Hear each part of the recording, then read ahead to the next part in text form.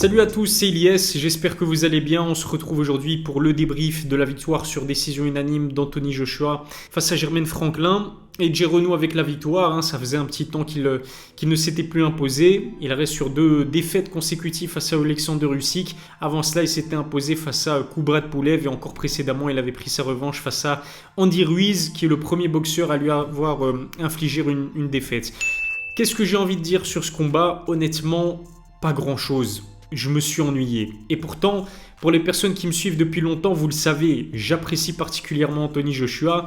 Anthony Joshua, c'est le boxeur qui a redonné plutôt de l'intérêt à cette division des heavyweights qui auparavant était contrôlée par les frères Klitschko, qui sont d'immenses boxeurs, mais on va pas se mentir, c'était pas les poids lourds les plus divertissants, les plus passionnants de ces dernières années. Anthony Joshua est arrivé, a réussi à devenir champion, mais au-delà du fait que c'était un bon champion, quand même un grand champion Anthony Joshua, c'est la manière avec laquelle il avait l'habitude de l'emporter qui m'a donné vraiment, moi personnellement, énormément d'intérêt pour cette division des poids lourds qui était endormie. Pourquoi est-ce que je dis ça? Parce qu'il faut savoir que Anthony Joshua, c'était quand même 21 victoires sur ses 22 premières dans sa carrière professionnelle se sont faites sur un KO dévastateur ou alors un KO technique, l'arbitre qui décide de mettre un terme au combat. Malheureusement pour Anthony Joshua, depuis sa première défaite intervenue face à Andy Ruiz, il n'est plus que l'ombre de lui-même. C'est comme si c'était un tigre en cage, c'est comme s'il avait perdu l'œil du tigre et je dois vous avouer que je l'ai énormément ressenti sur ce combat face à Jermaine Franklin. Hormis son jab, hormis quelques contres avec sa droite et le fait qu'il a profité de son avantage en allonge pour toucher Jermaine Franklin, j'ai pas vu grand chose. Peut-être cette fin de jab uppercut que je trouvais plutôt intéressante. Mais sur les 7 ou 8 premiers rounds de ce combat, je me suis littéralement ennuyé. À partir du 10e round, ça a commencé à devenir un petit peu divertissant. Quelques beaux échanges à la toute fin du combat aussi, c'était plutôt intéressant. Lors des phases de clinch, l'uppercut, qui est l'une des armes de prédilection d'Anthony Joshua, a commencé à faire mal à Jermaine Franklin. Et puis c'était tendu aussi avec le coin de Franklin à la fin du combat. Anthony Joshua a pété un plomb.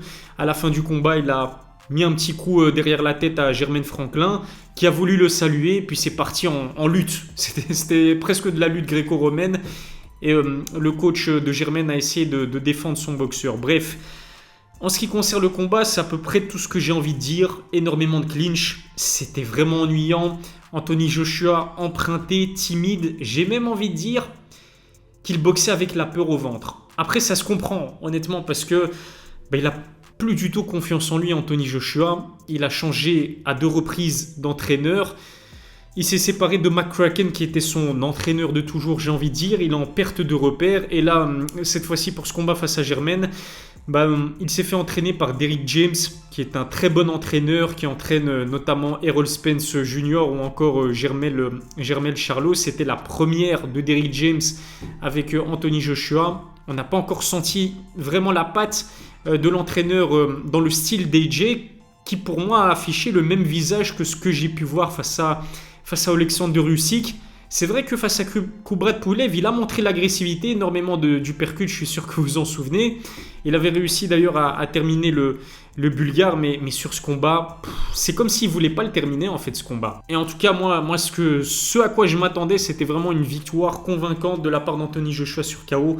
Ça s'est pas fait, d'autant plus que à la pesée, il est arrivé au plus lourd de toute sa carrière avec 116 kilos, changement d'entraîneur, un entraîneur à l'américaine qui apprécie aussi les punchers et les boxeurs capables de mettre des KO. J'ai pas du tout ressenti ça, encore une fois, du côté d'Anthony Joshua qui était emprunté et qui, je pense, voulait se redonner de la confiance, quitte à l'emporter sur décision.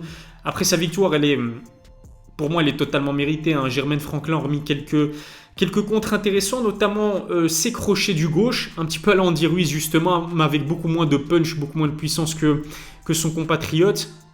À part ça, il n'y avait pas grand-chose d'intéressant qui a été proposé par Jermaine Franklin. Généralement, Anthony Joshua, c'est un boxeur qui arrive sur le ring, le sourire aux lèvres, même pendant les combats, hein, même quand il se fait sonner. Je me souviens de son combat contre Dylan White, il s'est fait sonner, il souriait. Pareil contre Andy Ruiz Jr., on l'a vu sourire même lorsqu'il encaissait des coups assez secs. Mais là, il est rentré sur le ring avec le visage fermé. Pendant une grande partie du combat, son visage était complètement fermé. On a senti qu'il avait énormément de pression sur les épaules. Quand il a commencé à accélérer vers la deuxième moitié du combat, à cadrer ses coups les plus puissants, on a senti qu'il commençait à reprendre un petit peu de confiance. On l'a vu sourire à l'une ou l'autre reprise, mais c'est clair qu'il avait énormément de pression sur les épaules. Ça s'est ressenti dans sa prestation. Il faut dire aussi que lui-même l'a déclaré avant ce combat.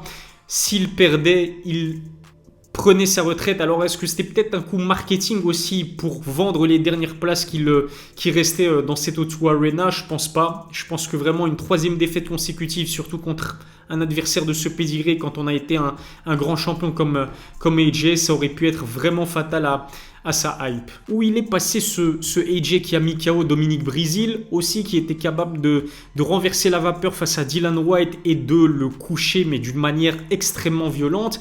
J'aimais cet Anthony Joshua là, et je pense que vous êtes nombreux aussi à partager mon opinion, et ça fait un petit temps que je ne le retrouve absolument plus. Il n'a plus confiance en ses coups. Il est très emprunté d'ailleurs là sur ce combat, c'est lui qui a engagé la majorité des clinches aussi, en tout cas dans ce début de combat, alors que des deux, c'est lui et de loin qui est censé être le plus gros puncher. C'est vraiment dommage, c'est vraiment triste de voir le boxeur britannique avoir perdu l'œil du tigre, parce que c'était clairement l'un des boxeurs les plus divertissants et de loin dans cette catégorie des poids lourds, avec un Deontay Wilder notamment. Imaginez un Deontay Wilder athlétique, extrêmement grand, avec la même allonge, voire une plus grande allonge qu'Anthony Joshua. Alors certes, Deontay, c'est un boxeur qui, pour la division des poids lourds, est léger. Ça ne l'empêche pas d'avoir réussi à mettre absolument tout le monde KO, si ce n'est Tyson Fury. Mais même Tyson Fury a dû subir pas mal de knockdowns lors de leurs 3 combats d'anthologie. Imaginez Deontay Wilder connecter le menton d'Anthony Joshua, en sachant que Anthony Joshua a subi un knockdown face à Vladimir Klitschko, a été sonné par Dylan White. On n'en parle même pas face à Andy Ruiz, puisqu'il a été le premier à lui infliger une défaite et enregistrer, il me semble, 2 ou 3 knockdowns. Ça risque d'être vraiment compliqué contre un Deontay Wilder. Et face à Tyson Fury, j'en parle même pas, parce que Tyson Fury, il est capable de se déplacer dans un ring comme personne. Il pèse 120 kg, c'est le seul boxeur qui est capable, je pense, de surclasser physiquement Anthony Joshua, qui est un boxeur très athlétique. Mais Fury, c'est pas du tout un boxeur athlétique, pourtant il a un cardio de fou et il arrive à prendre l'ascendant physique sur ses adversaires. Et puis en plus de cela, il est extrêmement complet. Techniquement, c'est beau à voir. Quand on voit la façon avec laquelle Usyk, qui à la base est un cruiserweight, a réussi à surclasser Anthony Joshua techniquement, imaginez Tyson Fury. D'ailleurs, je suis sûr que Tyson Fury, encore une fois, face à cette version timorée d'Anthony Joshua, il n'en ferait qu'une bouchée. Alors écoutez, je pense que j'ai tout dit. J'ai été déçu de la prestation d'Anthony Joshua. Encore une fois, moi je m'attendais à ce qu'il mette un gros KO, fasse passer un message à toute la planète et aux autres boxeurs de la division des heavyweights. Après, je comprends totalement que rebondir après 2 défaites face à Usyk,